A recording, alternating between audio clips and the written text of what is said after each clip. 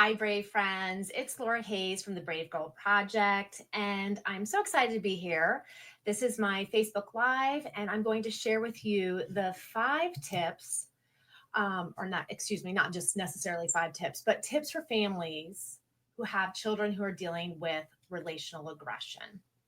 And if you are new to me or this is the first time seeing me, my name is Laura Hayes. I'm a life coach and school counselor, and I work with girls to help them rise above relational aggression, negative belief systems, to develop self esteem and self confidence to live life bravely. And I have been focusing the last couple of weeks on relational aggression. And this week, what I want to do is I want to give you as a family some tips because I know when your daughter comes home in tears, it's confusing, it's upsetting, it might even trigger things that you experienced when you were in school. So, I want to take away some of the worry and give us some really set tips that we can use. The first thing that we can do as parents is to create a family and an environment within our family that feels safe and secure, where our children feel that they're accepted, that they have a place where they belong, and they feel connected to us. So it's creating that safe home base. And in doing that, we also want to make sure that we set up rules and expectations for how we treat each other within the family. And last week I shared what relational aggression was. So, relational aggression is any type of intentional harm that someone is doing to impact someone's social standing or connection to others. So, it can be lots of different things. And I'm going to share with you a PowerPoint that I created. So, I'm going to quickly review some of the things from last week so we can all be on the same page in case you missed. If you did, feel free to watch the replay that I have from last week. That might be a really helpful thing to start out, but stay with us. Of course, if you have any comments, questions, thoughts, please add them in. I've got my glasses handy, so I'll hopefully be able to read them. And we can just kind of go through this. And always, if you don't feel comfortable commenting during the live, you can always message me through Facebook or you can email me at laura@thebravegirlproject.com. So, with that, let's get started. I'm going to bring up my screen and I'm going to make me a little bit smaller. There we go.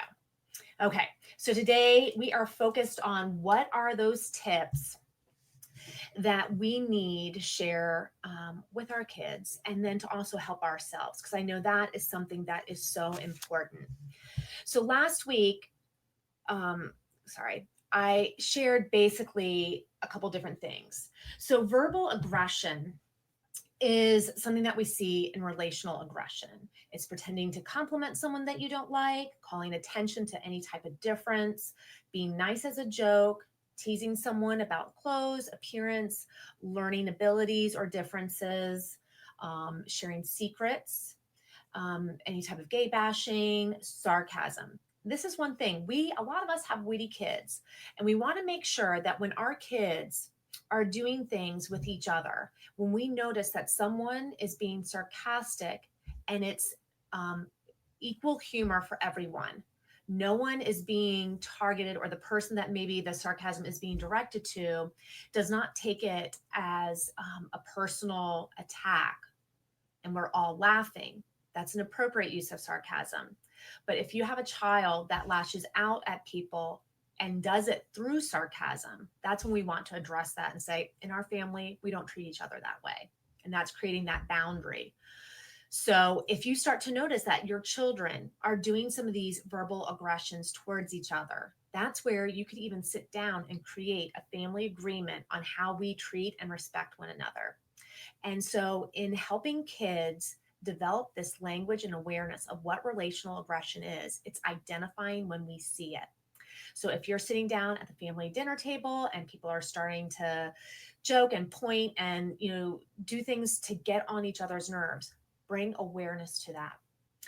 Some of the other things we talked about were telling all your friends something negative about a friend, but acting when you see that other friend that everything's fine and, oh, there's no problem at all. So you're kind of that two-face, making innuendos and pretending to tease someone when you're really not. And you use just joking or no offense to kind of clarify or preempt And then we moved into our rumors and gossip. And so obviously that can be very hurtful. So spreading rumors, sharing confidential information, especially anything of a sexual nature with other people, spreading lies to get even with someone that they're mad at, getting someone to tell you their secrets so that you have a juicy detail to share with other people or to gain yourself more status, saying don't tell as an invitation for someone to tell everybody, um, and using that gossip to elevate your personal or social status in a group, and then divulging personal information or trying to get someone to divulge that. So, doing like three-way calls, sharing text messages, screenshots, things like that.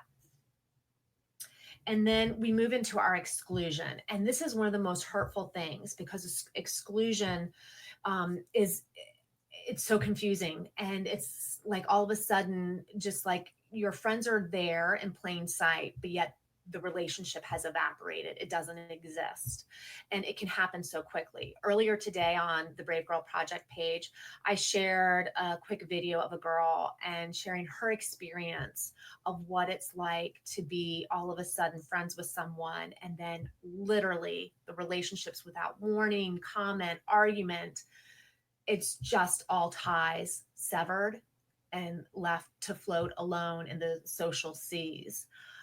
So this can be very damaging, and it's very hard also for teachers, coaches, even parents to notice.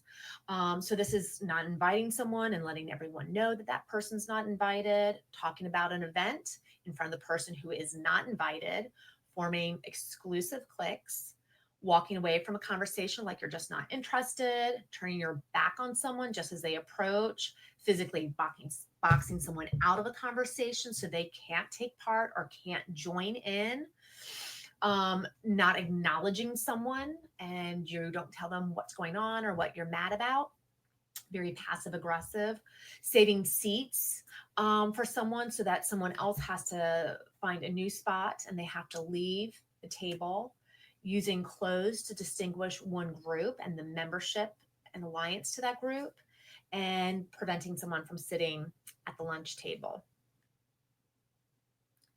And then we move into our building alliances. So this is another form of relational aggression. So it's making friends choose sides in a fight, requiring friends to drop other friends to be able to join a group or to be the best friend, spreading gossip as a means for being accepted into another alliance, sharing that juicy story so that you'll be part of the group, getting others to agree with you and act against someone else behind their back, and using lies and confidential information to get others mad at someone or to stop liking someone, sharing those private stories.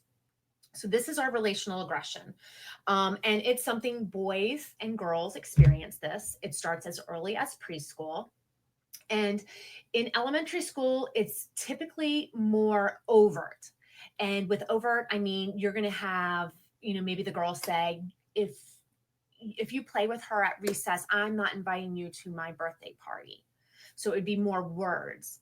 As the girls get older, or even the boys, it becomes more covert. So once we were kind of like in sixth to eighth grade, there's a big peak, and it's going to be more covert and subtle. Now, boys typically use relational aggression with members that are not inside their immediate clique or group. So they use it with people on the outside. Girls, however, use it more in their relationships within their circle of friends. And there's a couple different reasons that this is true and why girls do this. So girls they're very emotionally attached into relationships and with one another. And they know this is where they get their power and control, is to be able to use relational aggression instead of when they feel uncomfortable when there's a problem or they're upset or frustrated with someone and they don't know how to address it. That's when they turn to the relational aggression. Another thing to pay attention to is during this middle school kind of time, there is a huge neurological growth going on. So our kids' brains are growing. The one part that is slow to grow is our prefrontal cortex. And that's like the executive function skills, the reasoning, problem solving. That doesn't fully develop until 25, or maybe researchers are saying now even later. But what is really developing is our amygdala and our limbic emotional center. And that's the fight, flight, or freeze response. And so you might even, if you have a teen, you may realize this is happening when your child is very reactive. They interpret things to the extreme. It's because that center of that brain is looking for any warning signs. So it's on high alert. And so that stops them sometimes from having that thought of like, okay, wait a minute, what's really going on here? And problem solving. They're quick to react. So we're working against a couple things, as well as just cultural beliefs and things like that. So there's a lot at play. And it can be very hard. And I know how hard it is when you have a kiddo who comes home and they're in tears and it's confusing and you're trying to make sense. And then, one minute you think this is a mean girl situation. And then the next minute they're best friends again. But then wait a minute, they're not again. So it can really wear you out as well. So now, this is why we need to step in and why, as parents, we need to get involved. Sometimes we might think that this is just a part of normal development. It's not. This is not. We should not be cruel to one another. We should not be solving our problems in a way where it hurts, can't say that word today. Well, you know what I'm probably trying to say. Dehumanizes someone. There we go. Maybe close. And so we see a lot of impact. So one of the things that we see is that it's people are trying to establish and maintain their social status. It alleviates boredom and creates excitement. They do it because of the peer pressure. It stems because they maybe have low self-esteem and they're feeling really unsure about themselves.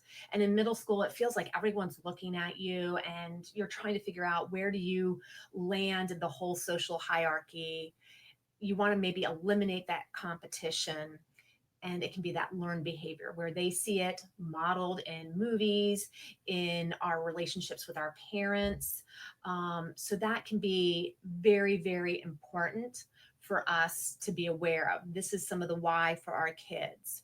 Now, here is the why on why we need to intervene. So 56% of students report that there is some sort of relational aggression that they experience every month. Okay.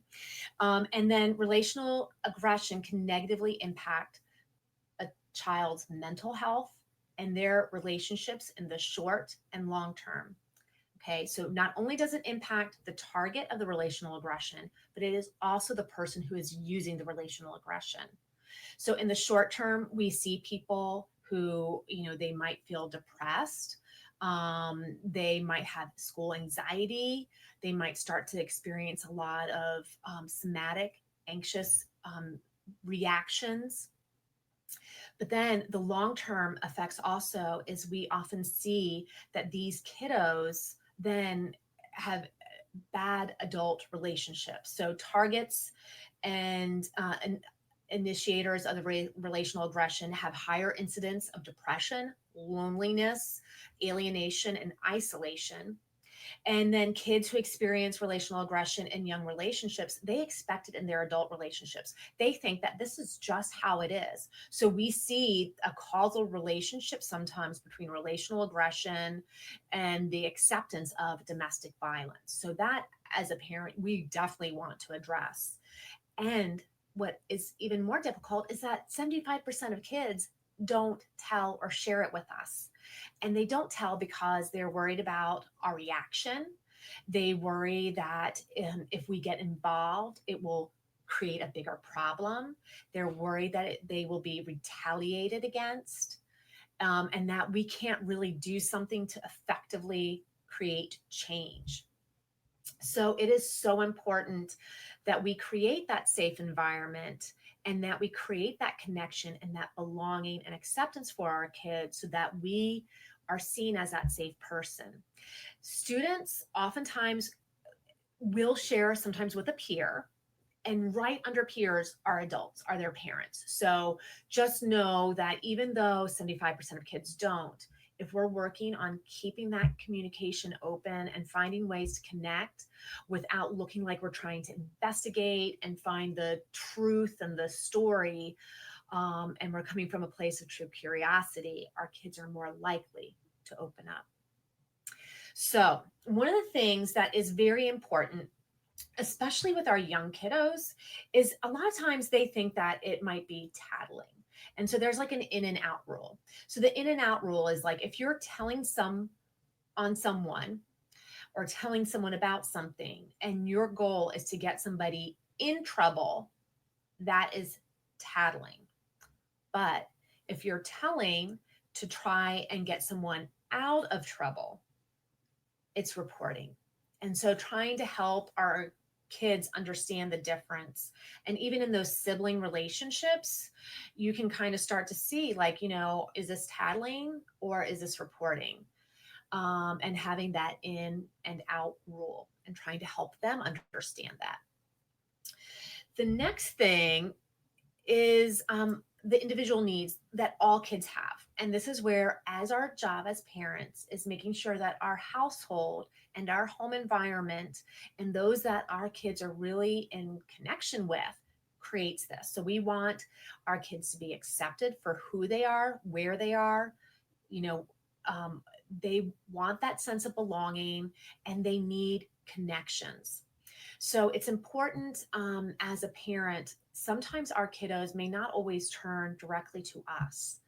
But so it's important to have those other people in their relationships, whether it's grandparents, if you have a good friend that serves kind of like as an auntie or as like an uncle, aunts and uncles, nice neighbors that are good role models, maybe even an older neighbor that's still seen as a peer, someone who's maybe just a couple years older than your child can be an excellent person for your child to share and to get some strategies and to see how to solve these problems.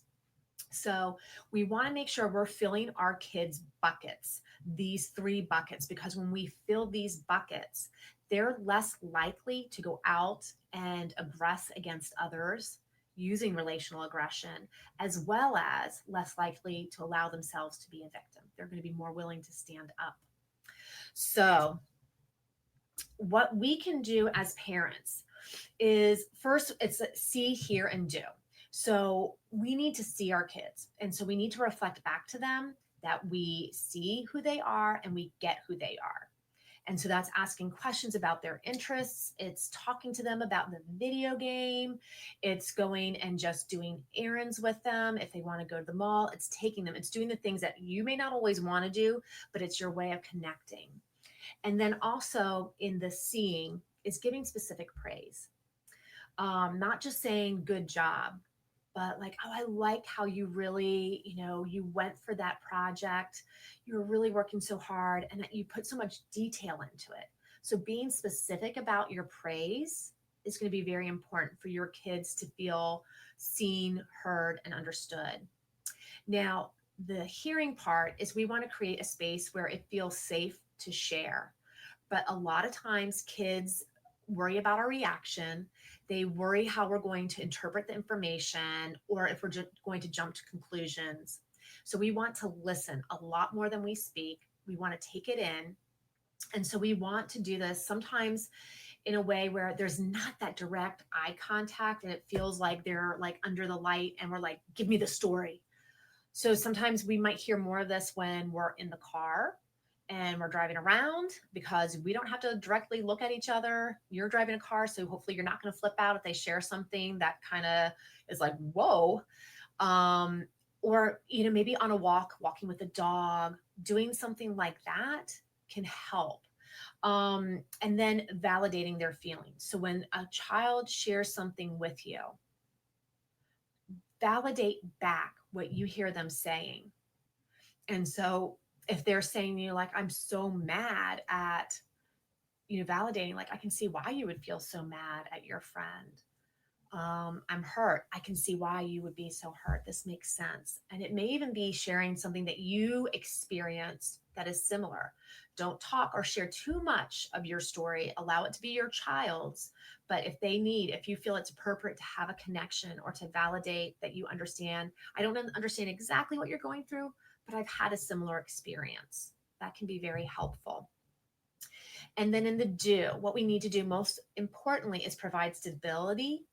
We need to teach skills. So we need our kids to know how to manage their emotions, express their emotions, be able to do perspective taking, be able to think about what is that other person experiencing. And then also, we need to help build some assets, such as how to self soothe and to identify their feelings. Another part is creating that role model, whether it's ourselves or it could be another family member, close family friend, or maybe that older peer that might be in the neighborhood that can serve as a role model.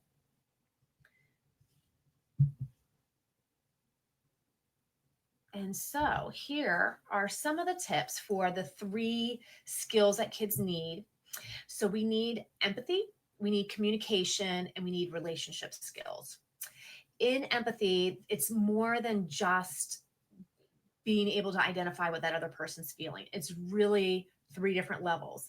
It's the cognition level, so being able to really fully understand what it's like to be in this person's shoes. The emotional level, being able to mirror and mimic that back to that person. And the behavioral level is to be able to show that, to demonstrate your behavioral understanding. And so when we model that with our kids, we're helping them understand how to do that with, their siblings and then their friends and then, the broader circle. So that's going to be very important to do. In our communication skills, a lot of times our young kids, especially our girls, there's kind of like that cultural expectation of girls being nice and to be liked by everyone. And so we don't always teach our girls good problem solving or assertiveness strategies or how to deal with angry feelings. So we need to increase their language around, what are some of those anger words and how to express that. So being able to be assertive and speaking up and saying, I don't like it when you do that. Stop. I statements. I feel when I would like. And just that I statement can be so important. Now, in doing the communication skills, we need our kids to start doing some of the problem solving. And a lot of times the girls don't know how to do that. So they're acting out. So they first need to kind of do something where they can first, identify what is the problem, what's the common ground between the 2 girls. And since we are trying to teach that perspective taking, being able to understand, well, okay, let's think about this problem. When your daughter comes home, let's think about it. What might be the issue the other person is thinking about? What might be their big problem or their big hurt? I'm not saying that that's right, but let's understand it. Okay. So finding the common ground, then focused on a solution. We can't keep going back to the past. We can't change the past. So what we want to do is figure out how we can move forward from where we are right now into the future. And so what would the things be that both sets of kids need to move forward? And then creating the compromises around that, because they may not be able to agree on all the things. What would be the area that they can agree on? And when we can teach our kiddos to do that, it is life changing. That is a skill they'll use for the rest of their lives. The next thing we need to do under relationships is we need to make sure our kids know how to do some common things. We need to know that our kids know how to join a group, how to choose friends, how to define a healthy relationship. I made a YouTube video on what are the qualities of a good friend, and that it's the basic things that we want as well as what we need to do. So that would be a great thing to show your daughter. And then also teaching our kiddos that sometimes we have to walk away from unhealthy friendships. This is particularly hard if you have a kiddo in elementary school, especially if the friend is in their class. class. It's very hard to walk away, and you may need help, and you may need to reach out to the teacher to share that there's been a problem. And it may be where your daughter and the friend might need to agree, we are taking a break, or we're locking out the friendship. That's a technique that Rosalind Wiseman talks about, and that I had shared 2 weeks ago. So that can be very important, um, because it's sometimes then like it's like being divorced, but yet your spouse is sitting right next to you all day, every day. So walking away from an unhealthy relationship is going to take some time, and looking at how would that look, and how would we make that happen.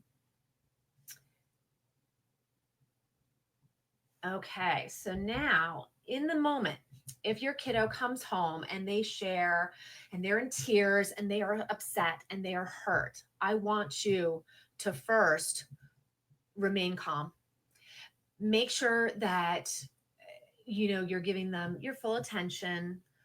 Take deep breaths yourself, especially if this is something that triggers you, or if you feel like you've told your daughter, like, this person isn't a nice friend. Why do you keep spending time with her?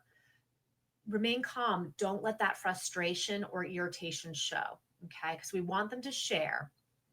Ask questions to understand, what's going on, who's involved.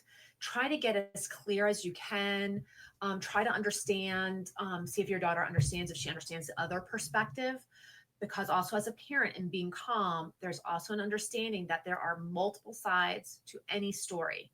And so your daughter definitely feels this way, but there may also be some other things that have happened as well. Validate her feelings, acknowledge how she's feeling. I'm so sorry that this is happening. I can tell that this hurts you so much. Let's come up with a plan that's going to feel good for you. So, also, if you're a kiddo, sometimes kids do this where they might have like a rationalization where, like, I don't know, maybe I deserved it. Maybe tomorrow is going to be a better day. Address that. Let her know, like, hey, wait a minute, it sounds like this really hurt you. And it sounds like we've talked about like what a healthy friendship looks like. Are these things that a healthy friendship would have in it? And saying, like, it's not okay for a friend to do this. What they did to you was really unkind. And I think you have every right to feel sad and hurt and disappointed. So that's going to be important to address those if you notice that your daughter's trying to do some of that rationalizing someone else's behavior. It's going to be important to confront their fear, because they may try to talk you out of doing something. They may think if they do anything that things will just get worse. So try to think, what is the real fear? Like, if she does something, what would be the biggest worst case scenario? So you kind of get a sense of what's driving. Is it going to be, isolation, retaliation? So you can kind of help her then come up with some ways to give her more control. And giving her control is asking her, what are some things that you think you could do to help yourself in this situation? So when we kind of put ownership back on her, it allows her to see that we see she has control. We have faith that she can handle this problem. And it also keeps her from seeing us as like overreacting and saying, I'm calling the school, I'm emailing your teacher, I've had it with this problem. Okay. We don't want to react that way. Helping her identify possible solutions, and then looking at, okay, what would be the pros and cons of those solutions? And then kind of mapping out, like, okay, we have a couple solutions here. Which one do you think is going to be the best one, or the first one you want to start with that might give you the most relief from this problem? And then this is the most important, and we really need to do this with our kiddos, is role playing. Our kids need to practice these skills. And because oftentimes they're going to be nervous, they're already triggered and upset and they're hurt. So we know, and already, like, if they're in, middle school, their prefrontal cortex is not online all the way, all the time. So they're going to be going to that emotional brain, that limbic region. So we want to kind of create a neural pathway of problem solving and having them practice. So for those families that have young ones, if your child is an elementary age student, what I would do in a role play is I would switch roles. So I would have the parent be the kiddo, and you would want your kid then to be the aggressor. And what I would explain to the kid is like, hey, I know you, I know how you kind of talk. So I want to play you, and I don't know this other person or what it's like for you to experience the relational aggression. So let you be that person so I can see what it looks like and I can understand from your perspective. And that gives you a couple different things. It gives you like a general sense of what is it like to be experiencing it as your daughter or son. And then the other thing is you're teaching your son or daughter that pro-social skill that you want them to try to model. You're trying to help them see a way to handle it. You're helping them develop some of that problem solving strategies. Um, and then the other one is making sure at home, going back to the basic needs, the acceptance, belonging, and connection. If school is really, if you're having a lot of school refusal and avoidance, what we want to make sure is that we're building out that sense of belonging. And so finding other avenues, whether it's other classes that you could sign your child up for, sporting events, different types of clubs, things that you as a family could volunteer for. It's developing the other connections within the community, other ways or areas to build friends. If you have, maybe if your best friend as the adult has a child the same age as your child, seeing if you could do some things together. All of these can really help in helping your child feel better about themselves. Now, let's say that your child, in doing all these steps, they decide this is really, it's gone on for a long time. They've done a lot of the different types of steps. They've tried to address it with a person. They've asked them to stop. They've done like these I statements. It has not gone away. We then need to go to the school. And that can feel like intimidating for you as a parent. It can also feel intimidating for our child. So it's important, as this year, we're still in the beginning of the year, it's still September, make sure that you're making relationships and connections and being seen as available to the people that are spending time with your child at school. I know it's harder in middle school, but make sure that people know that you're available to be reached. Feel free to reach out, and if a teacher sends an email, a newsletter, a simple nice response like, thank you so much for taking the time to share this with us. Things like that lets teachers know that you're an involved and caring parent. So what I want you to do as a parent, you might need to go up onto the school's website or the county's website and become familiar with their bullying prevention policy and what their reporting procedures are. In Fairfax County, we have the students' rights and responsibilities. That's accessible online. You can just go onto the website and type that up, and you would see what all the policies and procedures are. So get familiar with that. In talking with your child, understand who is her supporters at school. Is it the classroom teacher? Is it the school counselor? Is it maybe like another teacher, like the PE teacher, the art teacher, music, someone else that really is their champion, or the person that has also been aware of maybe the aggression? Or is it more important to go directly to the principal or the assistant principal? So then what I want you to do, once you're familiar with the policies, I want you to then schedule that meeting with the appropriate person, the school personnel, whether it's the teacher or if it's going to be the principal or the administrator. And then I want you to discuss with your child, is it going to be the two of us together, or is it just going to be mom or dad? I think a lot of times it's very, very helpful to have the child there. Now, obviously, a younger child may find this very intimidating and scary, but explaining to them that, hey, we're going to be here to support you. I'm not going to make you do anything that you feel uncomfortable with. But since this is happening to you, I do feel it's important for you to be able to be heard and to share your story so they can have the most up-to-date information directly from your mouth. If they're young, you might agree on what you as a parent might share if they feel more comfortable with that. As they get older, though, I think it's very important to help our children share their story. And so you might have to help them role model that with you, figure out like what are the key things that they need to share so that they can express themselves and be very concise. Because oftentimes we know schools are very busy places and they may not have a whole lot of time to dedicate to the meeting. So you want to make sure that you can do this in a 30-minute meeting. So plan for 30 minutes and be very concise. What you need to bring to the meeting is you need to bring details of the incidents: who, what, when, where, what has been going on, how is it making your child feel, being able to express and state that concisely, and what has your child tried so far to stop the relational aggression. One thing that you can do if you're dealing with this a lot as a parent, it can be very helpful for you and your child to keep journals. So you might, if you're starting to notice that there's like a moodiness and frequent complaints about friendships, and you're noticing that there's all this shifting and changing of friendships, just making some general notes. You can even do it like in your notes section of your phone, and just put that in like a little folder in your phone so that you can kind of remember these things, because you want to have as much information so you can show that this is something that's been going on, that it's repeated with the intent to harm or emotionally alienate your child.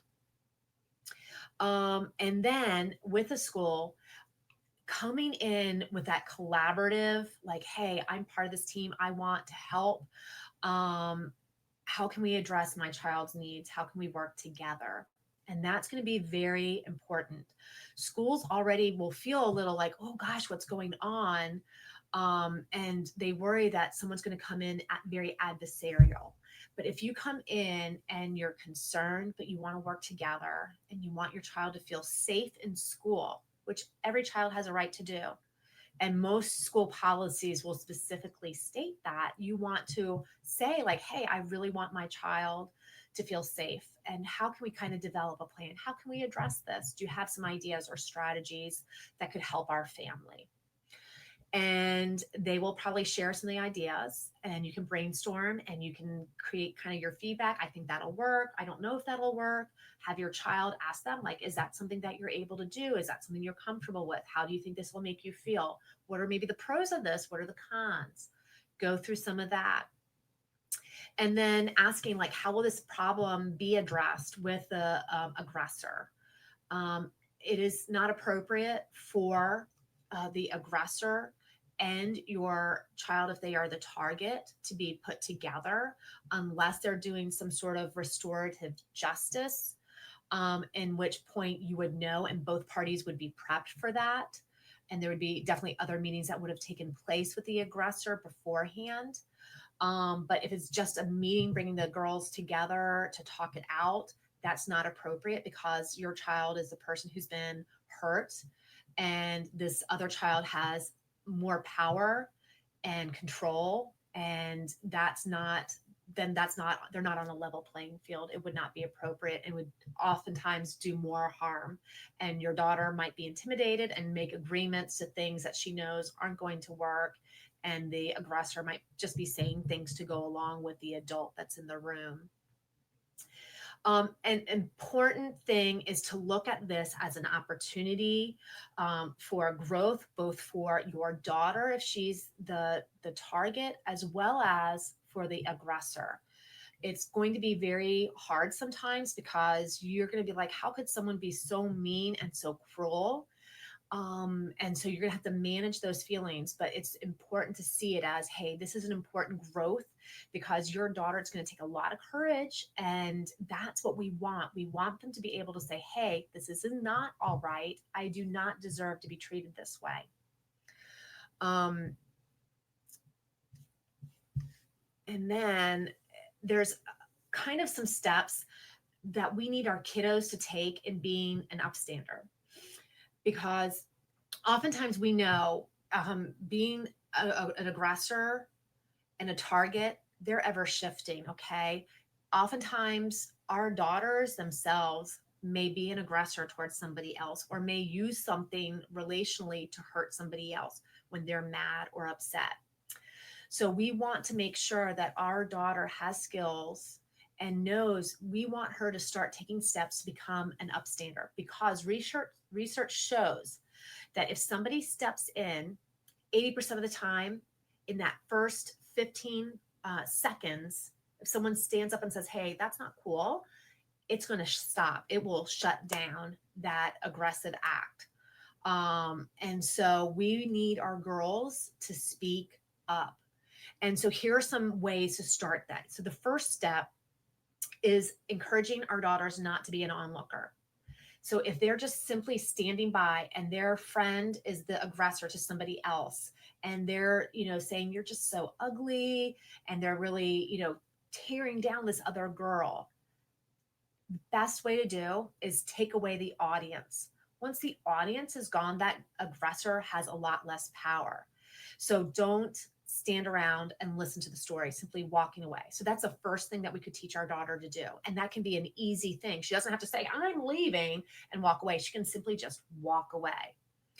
And so these are going to be steps. We're going to just build, build, build.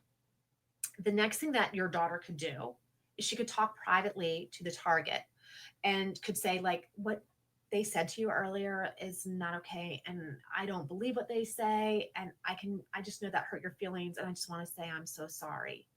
So talking to that person and letting them know that, hey, that's not okay, that is a step to being an upstander.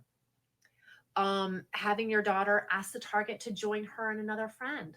Hey, come on over with us, we're going to go over here, I wanted to show you something.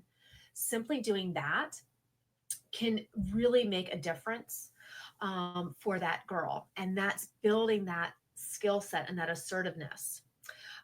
Telling an adult, that's that InOut Rule. Obviously, if she's telling an adult, she's trying to get someone out of trouble. She's trying to help someone out who's being hurt. And so doing that, that's being an upstander. She can even ask that adult, like, can you not use my name? And a lot of teachers will respect that because they want to just address it. I overheard that this happened. This is not okay. This is relational aggression, and it's not tolerated in my class or in our school. Distracting the group by changing the subject. Just coming up with a weird joke, totally changing something, noticing something off in the sky, being silly about it. That's a great way to discharge that negative energy that the aggressor might have. Asking the target to leave the group with you, and like, hey, come on, let's just go over here. And then talking to the bully in private. If this is your daughter's best friend who's being the aggressor and she's being mean to somebody else, talking to that person and saying, hey, like, what you're doing is not cool. It's really impacting her. It's not nice. You need to stop. You need to leave it alone. Or the ultimate is being able to stand up to the bully during the event and saying, hey, stop it, knock it off. Why are you being so mean? That bravery, that is where we get our girls. And so sometimes it's teaching them how to take these small steps so that they can feel empowered and in control, because they do have a voice. They do have the right to stand up and say, hey, this is not acceptable. And then one of my resources that I had made for girls, it's called the Brave Girl Survival Guide, and it's an ebook journal. Some of you may already have it, but if you don't, it's something that your daughter can work through. And it actually has lots of different things in terms of, like, what are her rights as a brave girl? What are, like, healthy friendships? How to identify if she has experienced relational aggression, or maybe if she uses relational aggression in her relationships. How to create some healthy body image. And so I hope that if you want that, I have a little bit.ly for it. It's just bit.ly Brave Guide. I'll also put that in the comments afterwards if you want to get a copy. That would be a great resource for you and your daughter. And then let's see, I'm just going to bring this back down so it can just be me then. Okay, there we are. So I hope that this has been helpful. I know it's been a little bit longer. So it's a lot of information sometimes to take in, but if you have questions or comments, specific concerns, feel free to add them into the comments, or you could always message or email me. And, I hope that in just our approach in filling our kids, acceptance, belonging, and connection buckets, and knowing that there's ways that we can kind of create that expectation in our own home. It can do so much to have a ripple effect that goes out into the communities that our kids go out into. And it can really change the world. So don't feel that relational aggression is just a rite of passage and that we just need to kind of get over it and get through it, because it can be very damaging. And we want to address it and teach our kids those good assertiveness skills. So thank you so much, brave friends. I look forward to chatting with you. If you like this video, give it a thumbs up. If you have some friends that have daughters, please share this so that I can kind of get the word out and help as many girls as I possibly can. And I'm also, one little thing I'm working on is I have the Brave Girl Project on YouTube. And so I'm trying to get to 100 subscribers by the end of September. And I'm really close. I think I have like 25, maybe 23 more. So if you would like, go onto YouTube and check out. I have some mindfulness videos that I've taped, and then some other videos that are some of my previous lives, as well as my last one on what are the good qualities of a friend. So I hope that this has helped, and I'll see you in the next live. Thanks so much, and continue to live life bravely. Bye, friends.